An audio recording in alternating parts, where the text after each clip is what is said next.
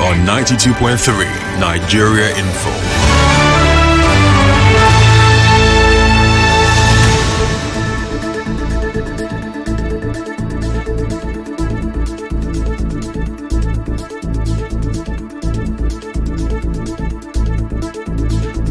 Good morning, it's Friday, September 5th, 2025. Mental health is real. Seek help, end the stigma. On the news this morning, resident doctors speak on the death of a colleague at the Rivers State University Teaching Hospital.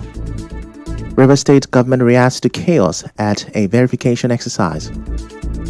Death toll in Niger boat mishap increases as 10 die in separate Enugu accident.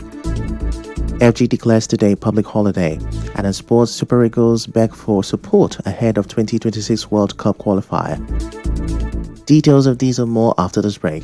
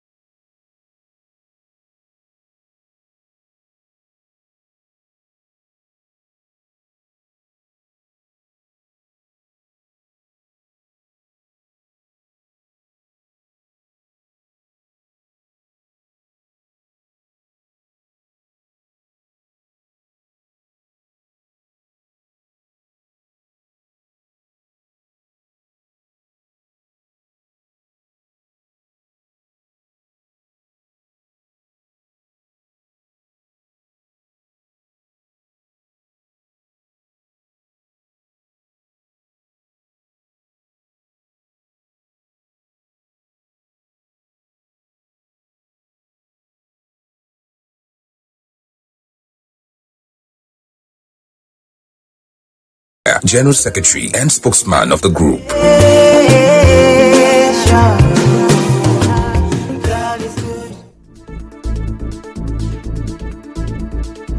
You're welcome back. I'm Ifechukwu Muonyili with the news. Now let's begin the news this hour by telling you that a Port Harcourt-based student, God's Goodness Kokoete, has been crowned the 2025 winner of Nigeria Info's I Beg to Differ Tournament of Champions. She defeated Akinloluwa Olajolo in a keenly contested battle, winning with less than a point, with a total score of 174 to Olajolo's 173.5. Kokoete won a cash prize of 2 million naira and some other prizes, while Olajolo went home with 1 million naira and other prizes. In the third place battle, Abuja-based Majesty Ojochebe clinched the bronze medal, defeating Ifeoluwa Olaiya. Majesty was awarded 500,000 naira for his effort, while Ifeoluwa went home with 250,000 naira. Moving on to health matters, as we bring you an update on the death of young medical doctor Femi Rotifa of the Rivers State University Teaching Hospital. Now, the National Association of Resident Doctors says Rotifa had been excused from duty that day because of his health. According to NARD President Dr. Tope Osundara, Dr. Rotifa had been treating himself for malaria. Dr. Osundara told our correspondent Martha Okere that the hospital even gave him a pass to move around during last Saturday's local government elections when movement was restricted. But instead of going home, Dr. Rotifa remained at the hospital. He says the association is still investigating to determine the actual cause of his death. The department got to know that he was sick, and what I was told was that they already exempted him from joining the roster, so the name was still on the roster. But of course, sometimes not everything has to go through the normal administrative process of you getting a sick leave so that you can be exempted officially from work. Then the hospital has given him a pass so that he can move around the state. But sometimes too, some people prefer to be within the hospital corridor just because they can enjoy 24 hours, like get to meet with friends and not. So I presume that was what informed his stay back in the hospital. Dr. Osundara also explains that there is currently no regulation in Nigeria that protects doctors or clearly defines their working hours. So what happens is that if you are on call, you do your normal call from 8 to 4. You are not even allowed to even go and rest. You just go to the call room, change, then you now begin the call from 4. You don't even go home because even before you leave the hospital environment, the nurses and the others would have been calling you that, doctor, are you the one on call? Please, a patient is waiting for you. Come and review the patient either in A&E or anywhere the patient is, where they need a doctor that is on call. So you now do that. Sometimes you don't even have time to eat. He warned that manpower shortages are leading to burnout among doctors and urged the government to make their welfare a priority. This burnout is causing a whole lot of mental stress, physical stress. Sometimes we have doctors who are coming down with back pains because of the long, grueling working hours. And there is no even compensation for excess workload that has been placed on you. The work is too demanding. It is affecting us as doctors. It is even affecting the quality of health that we are giving to our patients. Because a doctor that is stressed out, he is likely going to miss a diagnosis. The government needs to look into it and look into how we can have a better working condition for our doctors. Away from that, chaos broke out at the Ministry of Justice on Thursday during the local government workers' verification exercise. A viral video showed workers forcing the gate open and scattering chairs inside the building. The exercise was scheduled to end yesterday, Thursday. Now, recall that the sole administrator of the state, retired Vice Admiral Ibokete Ibas, had earlier vowed to use all available resources to conclude the exercise. Meanwhile, the River State government has denied reports of a stampede at the venue. Acting Head of Service, Dr. Iyengi Brown, says what happened was only a brief disturbance. Now, according to her, one staff member tried to force his way into the hall but was stopped by security officers. She says the situation was quickly contained and the verification exercise continued and ended successfully. To politics now, where suspected thugs allegedly attacked supporters of the African Democratic Congress (ADC) during a solidarity rally in Iguruta, Iguru local government area. Reports say the thugs stormed the venue and warned early arrivals to leave or face consequences. Some victims spoke with our correspondent about their ordeal. When I went to that place for the rally, they greeted me. So most of them just hailed me and they asked me, I said, what am I coming for? Am I for them? I said, no. Are you people for ADC? They said, oh, have I gone to ADC that this place is not for ADC? I should go. That they are respecting me. I saw 3 boys, so I asked them. They said that they are just coming from the office now. That the chairman have given them go ahead to make sure that the ADC meeting, that they should make sure that they should scatter everybody from there. So I now asked the young man, are you for peace or you are for trouble? He said, if we want trouble, he go give us. If we want peace, he go give us. A female supporter also shared her experience. I'm coming from Ishoko. Then they asked me to drop at the old police station with 11 women that I was. We just drop. I entered that. They said, no, stop. The group I saw there, no, is it for Amechi? I must say, yes, I'm coming for Amechi rally. They said, no, nothing like Amechi, nothing like Amechi. No! One, all of us, we are running now, the woman now, further. My own, I manage myself there. It's too much. For now, the spokesperson of the River State Police Command, Grace Iringa Koko, has yet to react. As newly elected chairmen take over in River State, questions are being asked about the performance of the 23 local government administrators appointed 6 months ago. Chairman of Civil Liberty Organizations in River State, Sonny Dada, in a chat with correspondent Sebiorowara, noted that citizens have hardly felt any impact during their tenure. He says the administrators were more interested in sharing local government funds among political leaders than in driving real development. It's a challenge I'm also throwing back at them. If they created impact, let us see them. Let them invite us for a tour of projects and let them tell us the programs they put in place. Programs that empowered local people. What policies did they even put in place to spur the local economy? Once the state emergency ends, now that they said they have conducted so-called election and they have chairman, let us do a performance review. The local government sole administrators and including the sole administrator, Mr. Ibas himself. Mr. Dada is calling for a full review of how those funds were spent. There's no achievement. All they did was to share money. And we are saying this with all authority. Most of the skill empowerment programs that the suspended governor put in place that was targeted at local communities, most of those programs were under suspension. For instance, the agric programs, the loan program, how many of them functioned in this last 6 months? None of them. A lot of things that were geared towards the local communities. Also speaking, Port Harcourt-based newspaper editor Olaleko Ige agrees that the impact of the administrators was minimal, but pointed out activities carried out by some while in office. It also depends on the brief they were given while being sworn in by the administrator of Rivers State. But if you look at for the period they were in office, that's whether they achieved much other than payment of a worker salary and just ensuring the day-to-day running of the respective local government councils. I don't think they did much while they were in office. At least if they did, then Rivers people will have been able to know. Only very few of them carried out any tangible thing. We're not done with politics. This time, let's tell you that a Rivers politician, Agente Kebia Harry, says candidates in the August 30 local government elections may face challenges at the tribunal. The former APGA chairman in the state told Soibi Oruware that in some areas, his party's candidates had no access to electoral materials. He says that could affect their petitions in court.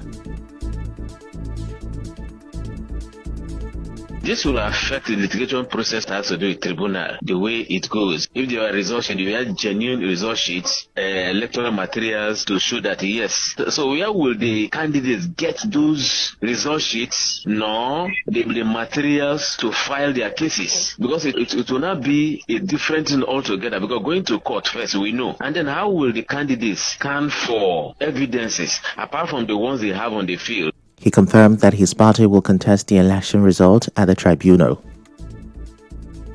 Of a truth, the parties did the little they can. Essence that went forward was not given the space to even to contest. But this one was just one-sided, because how can you give two polling units to make up the results of a ward? That cannot be accepted. And this is never a contest. This is a selection process that was concluded even before the election. Now, let's inform you that the leadership of Okehi Ward 11 in Eche local government area says it is confident that the new council chairman, Chima Boniface Njoko, will deliver meaningful development, peace and prosperity to the Eche nation.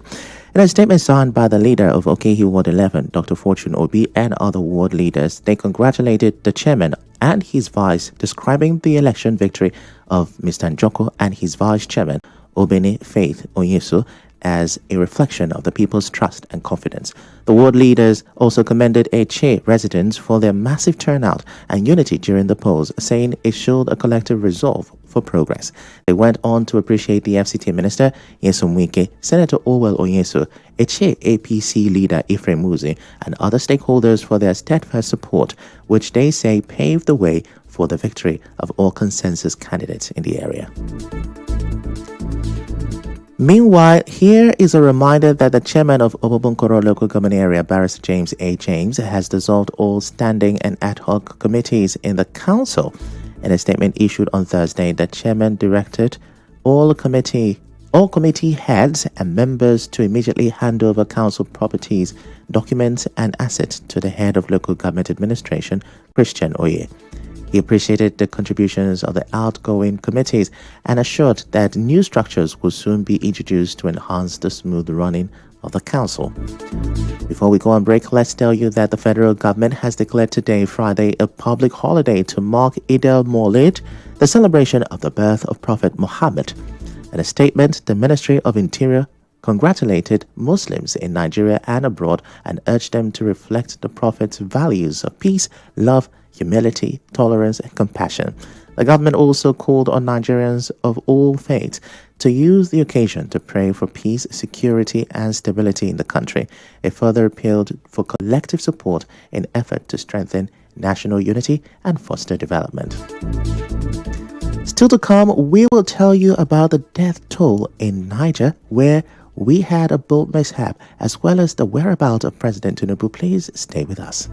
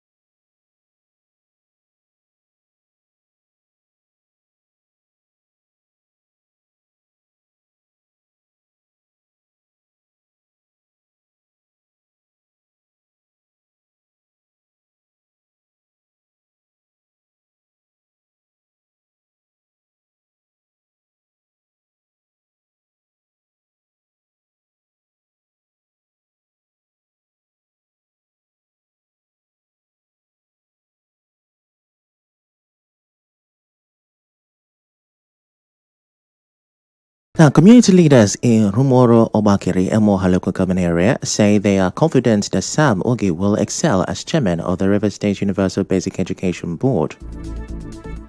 In a statement signed by the community head Eze Levi C. Bright and secretary Eze Mike Umaru, they describe him as a proven leader who has shown capacity and resilience as a former CTC chairman of Emoha and an 8-year lawmaker in the River State House of Assembly. While congratulating him, the leaders say his appointment is a blessing to the community and thanked the River State Sole Administrator, retired Vice Admiral Ibokete Ibas, for finding their son worthy of the role. They also prayed for God's wisdom and grace to help him lead the UBE board to greater height. Let's turn our attention to national stories, and we start with a tragedy in Niger State. The National Emergency Management Agency says the death toll in the Niger boat accident has risen to 30, while 58 people have been rescued. The incident happened on Tuesday in Gausawa Community, Borgu local government area of Niger State. NEM explained that the accident was caused by overloading and made worse by a collision with a tree stump rescue. Rescue efforts are still ongoing with several passengers unaccounted for.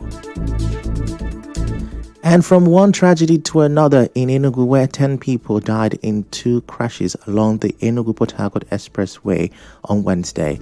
That's according to the Federal Road Safety Corps in Enugu State. Sector Commander Franklin Abakoba says the accident happened around the police estate and toll gate axis of Ozala and involved 7 vehicles, including trailers, buses, cars, and a tricycle. He explains that a total of 40 people were affected, with 30 rescued and several rushed to hospital with injuries. According to him, 9 victims died on the spot, while another passed away later in the hospital. The FRSC blamed the crashes on motorists driving against traffic. And in case you missed out on the story yesterday, let's remind you that President Bola Tinubu has commenced a 10-day vacation marking the start of his 2025 annual leave. Presidential spokesman Bayo Onanuga says the president will spend his 10 working days vacation between France and the United Kingdom before returning to Nigeria. He has since departed for the vacation. In business, the Presidential Initiative on Compressed Natural Gas says the federal government has not issued any directive to alter CNG pump prices nationwide.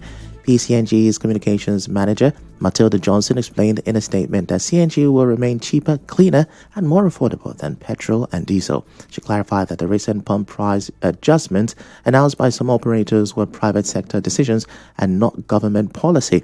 Johnson also dismissed reports suggesting the removal of subsidies or an official hike in CNG prices as misleading. She stressed that PCNGI's mandate, as directed by President Bola Tinubu, is to drive the growth of the CNG market and promote it as a sustainable fuels alternative.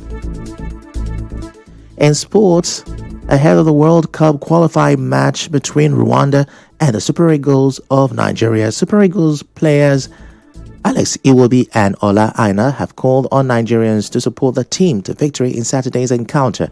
The players made the appeal in an interview with the NFF media. They assured that the team is ready for challenges ahead.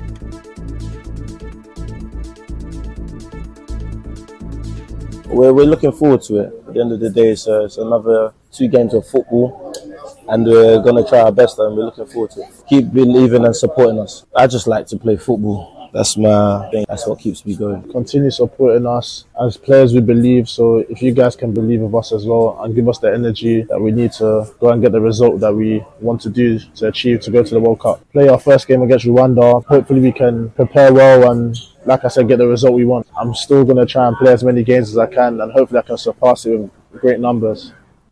Nigeria face Rwanda on Saturday and South Africa next week, with the Super Eagles all remaining 4 games in the World Cup qualifiers to stand a chance to reach the 2026 World Cup.